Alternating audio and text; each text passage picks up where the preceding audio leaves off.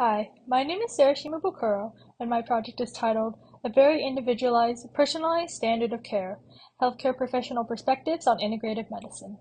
What would you do if current ways of doing things were not working? Take Dr. Wu, for instance. As a classically trained physician, he attended medical school, completed residency, and started working at a community clinic.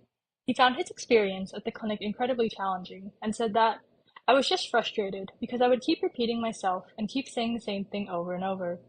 I knew that something was wrong, and it was usually their lifestyle. That was the issue, but I didn't know how to fix it, and I didn't have any mechanism of fixing it. For Dr. Wu, the frustration that he felt caused him to reevaluate how he was practicing medicine. Dr. Wu grew up exposed to traditional Chinese medicine, but was never given the opportunity to practice it during his medical training. He thought that knowledge of traditional Chinese medicine would give him more tools to treat his patients and decided to enroll in a fellowship to learn more about it. Many other physicians share this frustration that Dr. Wu felt and have turned to alternative forms of treatment as well. Traditional Chinese medicine, otherwise known as TCM, is a medical practice that originates from China and dates back thousands of years. It uses modalities such as acupuncture, acupressure, cupping, and herbal medicine. Compared to the thousands of years that TCM has been practiced in China, TCM is a relatively new practice in the United States. TCM falls under the category of alternative medicine, practices that are outside of mainstream medicine. Alternative treatments have gained popularity as of recently, but are often regarded as a secondary or complementary treatment. As of 2007, 40% of adults have used alternative modalities, and between $12 and $20 billion was spent for alternative treatments. Although the demand for alternative treatments has risen over the past few years, many medical professionals are not very familiar with it. A study by Abbott and colleagues revealed that U.S. MD medical students have a positive attitude toward complementary and alternative techniques, but thought that there was a lack of evidence for the effectiveness of some of these modalities. In the U.S., there are practitioners that incorporate elements of alternative medicine into conventional ways of treating and diagnosing patients. This practice is called integrative medicine. One such clinic, the Center for East-West Medicine at UCLA, combines elements of TCM with conventional ways of treating patients. The founder of the Center for East-West Medicine, Dr. Ka-Hit Hui, doesn't just think of TCM as additional modalities of treating patients, but also a way of thinking about practicing medicine. His philosophy is, in his words, Chinese medicine, however, looks at the body, the mind, and the spirit not as separated, but as a whole. It's a way of thinking and helping people to look at your body and mind through harmony and moderation. We think the root is the person as a whole, so doctors teach patients to change their lifestyle. Dr. Hui calls this a whole person approach to health, which he puts as looking at the forest rather than the trees. In other words, it is looking at every aspect of a patient's life to find the underlying root of a problem rather than managing symptoms. For my research, I interviewed 11 physicians about their experience practicing integrative medicine. All of the physicians have experience practicing both Western medicine and TCM and have trained at the Center for East-West Medicine.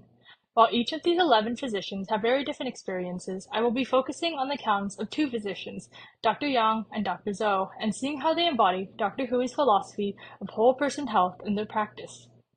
Dr. Yang learned about integrative medicine during his primary care residency, where he did a rotation at the clinic. He chose to specialize in primary care because he enjoys talking to people as well as developing longitudinal relationships with his patients. He was drawn to TCM because he felt that the way he was taught to treat patients in residency was ineffective. He felt that giving patients medication was only giving them short-term relief from their conditions. These symptoms would always appear again, causing a never-ending cycle. He says Chinese medicine gives him additional tools in aiding patients with chronic conditions and preventing symptoms. So what tools is he talking about? He describes these as the four pillars of Chinese medicine: sleep, stress, diet, and exercise. Optimizing these four aspects ties closely to two elements of TCM theory, which I will discuss. One element of TCM theory is balance. Qi is a type of energy that flows through the meridians of the body. Imbalances in qi can cause illness. Health can be restored by bringing the body back into balance. Chinese medicine focuses on optimizing sleep, stress, diet, and exercise to maintain this balance. Dr. Yang hopes that in his practice, by guiding patients on these four aspects, they will no longer need to come and see him. Another element of TCM that we can look at is how the concept of health differs from conventional medicine. The way TCM encapsulates health can be thought of as subhealth, in which health is thought of as a spectrum and not a dichotomy. Although someone may not have a chronic condition, they could still be below their optimum level of health. This way of thinking about medicine promotes others to look after their own health even if they do not currently have a disease.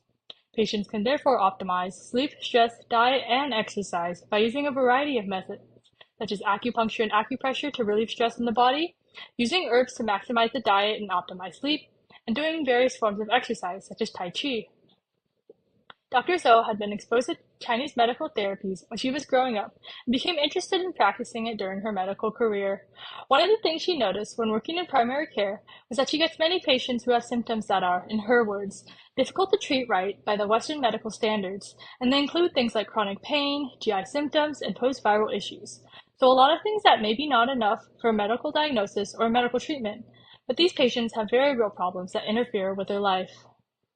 To help patients overcome these problems, Dr. Zhou acts as what she calls a partner or a coach in helping patients find the best treatment. She uses a logic of care model in which the physician works with the patients and takes into account nuances in the patient's illness and situation. She believes in giving patients homework to get them more engaged in the healing process. This homework is based on their constitution, a concept of Chinese medicine that says that individuals are born with different conditions that make them more prone to certain diseases than others. Based on their constitution, Dr. Zhou suggests diets, supplements, and different breathing exercises that are catered to the patient. To motivate patients to take part in this homework, she likes to use what she calls motivational interviewing, a process in which she helps the patient uncover what is important to them by having a conversation with them about their current lifestyle and goals, and uses this as a source of motivation for them to improve their health. By using motivational interviewing, patients are able to reflect on their lifestyle and are given the space they need to evaluate their own health. To demonstrate the effects of motivational interviewing, Dr. Zhou tells me about one of her patients. Jane is a patient who has come in for chronic pain. She feels that she has tried every treatment option available to her.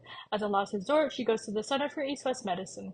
When she first sees Dr. Zhou, instead of the long list of medications she was expecting, has a heart-to-heart talk with the doctor about her situation and lifestyle. Later, Jane comes back to the clinic and says, "Doctor, all my pain is completely gone. I'm cured." Dr. Zhou asks her why. Jane says that, "Well, you know how I used to hate my job? I realized I actually hated my job, and I'm going to do something about it. So I quit, and now I'm going to school, and I'm becoming an esthetician. And I realized that's my lifelong goal and my passion, and I'm so happy about it. My mood is good, I'm sleeping better, and I have no more pain." Similarities can be seen in the work of Mara Buchbinder. In her book, All in Your Head, she explains how physicians in a chronic pain clinic use metaphors in order to convey to patients that their patient is a problem of neurocircuitry rather than it being a psychological ailment that is all in their head. By reframing these patients' conditions in a new light, patients were able to gain agency over their own health rather than being told that there was something wrong with them that could not be fixed. Similarly, motivational interviewing can help patients see their condition in a way that is fixable and gives agency to patients to make decisions about their own health, such as Jane, who was able to rid of her pain by reevaluating her lifestyle. Motivational interviewing narrows in on the root of the problem, and as Dr. Hui says, the less we are concerned with other aspects, we can focus on the mind, emotions, and spirit, which allow an individual to have an intimate connection with the self. So what can we take away from this?